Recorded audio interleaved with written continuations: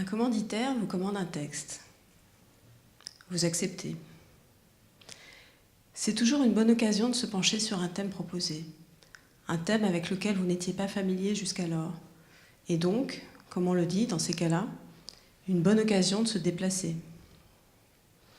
J'aime qu'on me sollicite car je me retrouve confrontée à des sujets auxquels je n'aurais pas pensé, voire qui ne m'intéressaient pas. Je n'aurais pas fait ça, je n'aurais jamais fait ça si un tel ou une telle n'était pas venu me chercher. On vous incite à produire un court texte, un texte long, un film, un scénario, une nouvelle, une vidéo.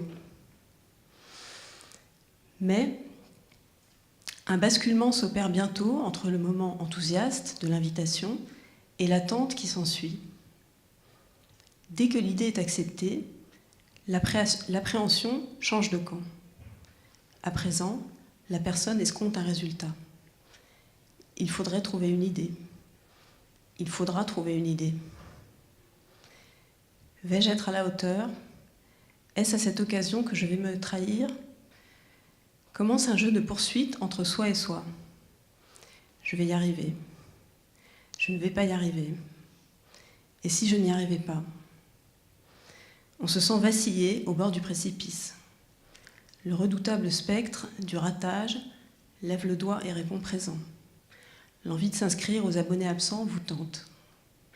Le génie du gâchis vous fait du pied, très discrètement. Je ne pourrais pas honorer cette commande. Je pourrais ne pas honorer cette commande. Je reporte la date dans mon agenda. Je suis restée attachée au papier, précisai-je, en ayant bien conscience que cela fait lubie conservatrice. Connexion avec le passé, avec le temps où les ordinateurs n'existaient pas encore et où le terme d'Internet sonnait comme un néologisme vaguement parodique, une invention de science-fiction difficile à prendre au sérieux, un peu comme ce nom de futuroscope. Au moment où je parle de mon attachement à l'agenda papier, j'ai bien conscience que je suis en train d'accuser mon âge. J'ai vu naître l'ordinateur, moi, madame. À l'époque, je vous parle de ça, c'était un engin encombrant et lourd avec un écran noir rempli de caractères qui clignotaient et de pointillés verts. On glissait une disquette dans l'unité centrale, un bloc rectangulaire en plastique dur qui produisait un bruit de soufflerie.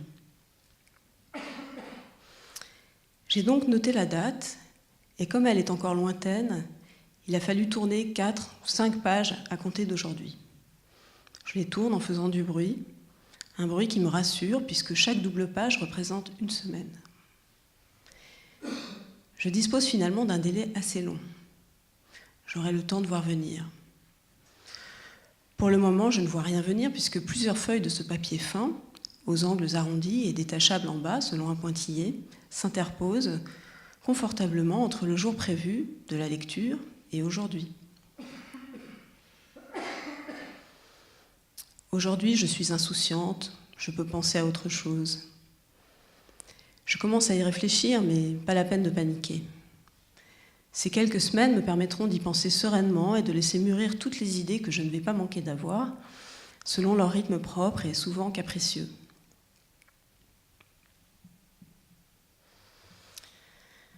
Une semaine passe, 2 semaines passent.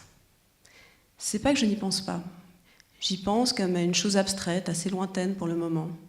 Un néon qui luit par intermittence au milieu du brouillard.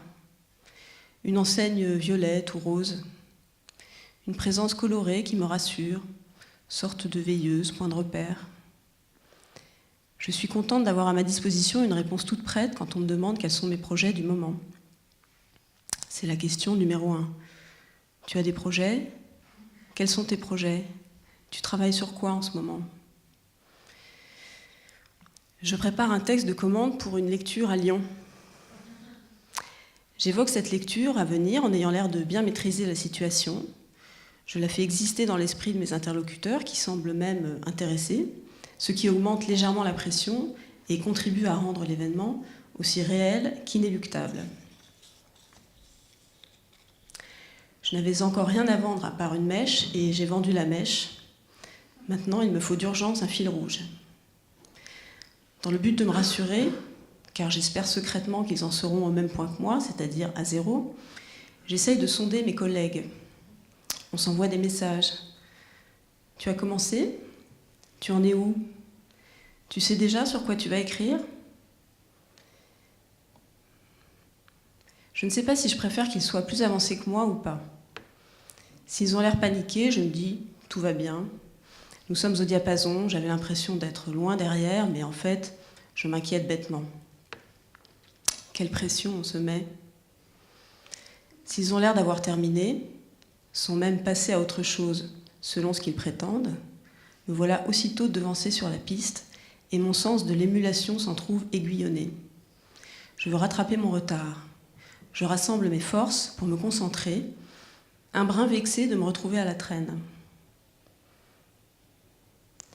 Mais qu'est-ce que je faisais depuis des jours à piétiner sans fin la ligne de départ, à tergiverser encore et encore, à rêvasser en cueillant des clochettes alors que le grand méchant loup avait déjà tiré la chevillette et gobé la grand-mère.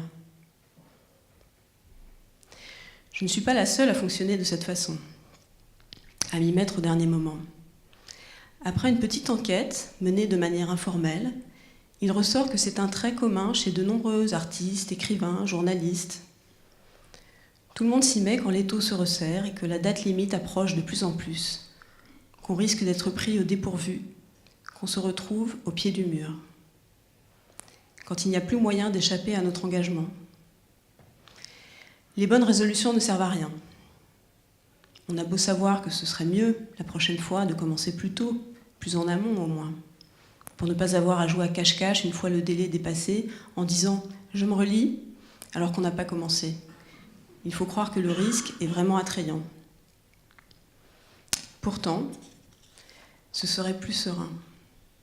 On aurait réellement le temps de se relire avec le recul nécessaire. Du recul. Voilà ce qu'il faudrait. J'aurais besoin d'un peu de recul. J'aimerais attendre un jour ou deux et laisser reposer. Malheureusement, je n'ai pas beaucoup de recul. Mais pour avoir ce recul, il faut déjà avoir pu avancer. Ce temps privilégié où l'on aura accompli le travail largement dans les temps et où on pourra faire ses dernières menues corrections face à un horizon paisible en sirotant du thé n'existe pas dans la vraie vie. Le stress est nécessaire. Sans panique, pas de démarrage. Il faut que le sablier soit sérieusement en train de se vider pour passer enfin à l'action. Je connais des phases de découragement. Que vais-je bien pouvoir raconter ? Plus les jours passent, plus je m'inquiète.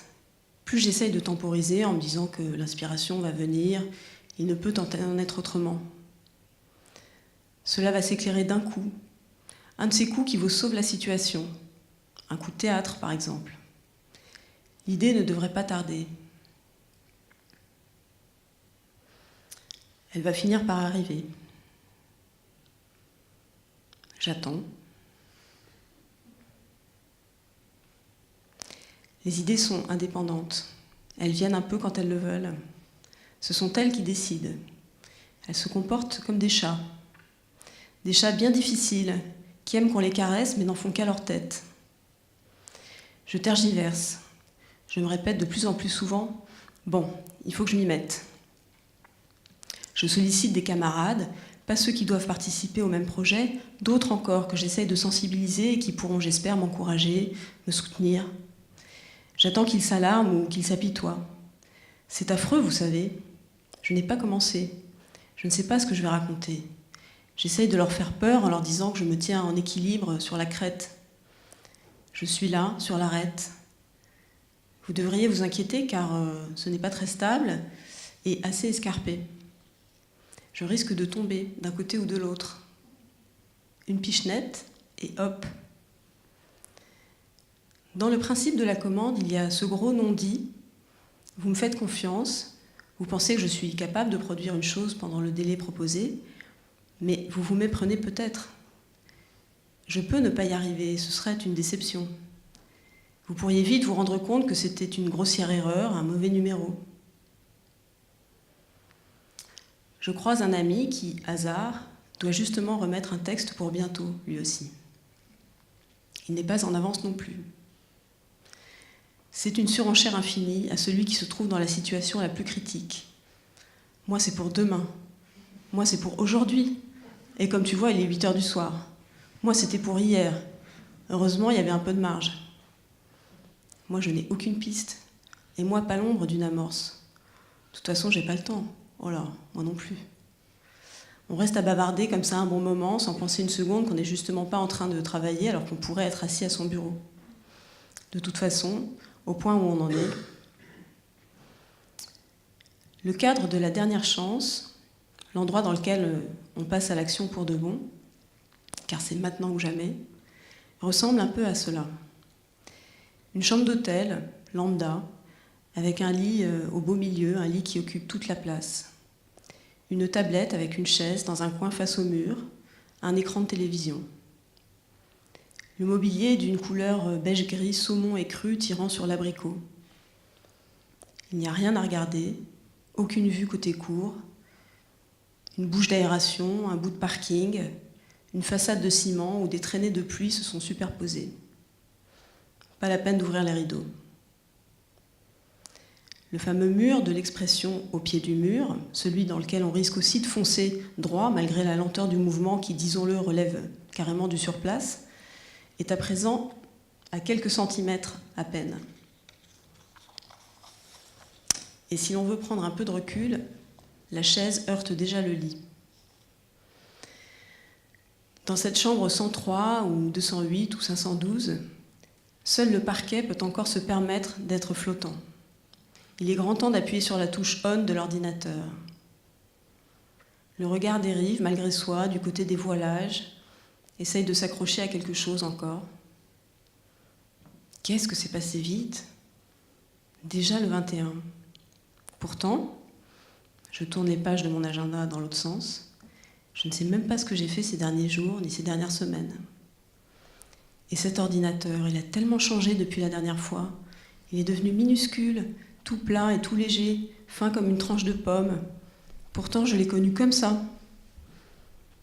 Allez, c'est la dernière, l'avant-dernière minute de nostalgie avant de céder la place à sa collègue qui va entrer en scène in extremis et qui est la seule à pouvoir exercer assez d'autorité pour que les doigts se mettent en mouvement sur les touches du clavier. C'est elle, la voilà. Elle arrive.